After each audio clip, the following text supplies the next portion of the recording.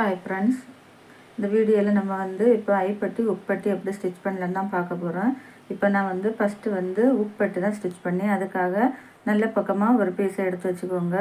Right பக்கமாக வர பீஸை நல்ல பக்கமாக வச்சுட்டு, அதில் நம்ம இப்போ 2 இன்ச்சில் ஒரு பீஸு கட் பண்ணி அதுக்கு மேலே வச்சு நம்ம ஸ்டிச் பண்ணலாம். ஸ்டிச் பண்ணதுக்கப்புறமா அதை நல்ல பக்கமாக திருப்பி ஒரு அமுக்கு தையல் போட்டுக்கோங்க.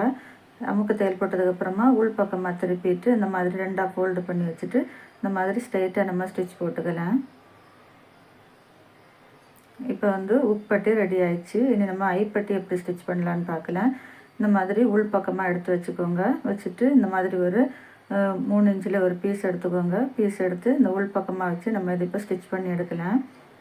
ஸ்டிச் பண்ணி எடுத்ததுக்கப்புறமா இந்த மாதிரி எக்ஸஸாக இருக்க பீஸை எல்லாம் கட் பண்ணிவிட்டு இந்த மாதிரி திருப்பிக்கோங்க. திருப்பி ஃபோல்டு பண்ணி இன்னொரு ஃபோல்டு பண்ணி இந்த மாதிரி ஸ்ட்ரெயிட்டாக வச்சுக்கோங்க. எண்டில் நம்ம ஒரு ரெண்டு ஸ்டிச்சு போட்டு எடுத்துக்கலாம்.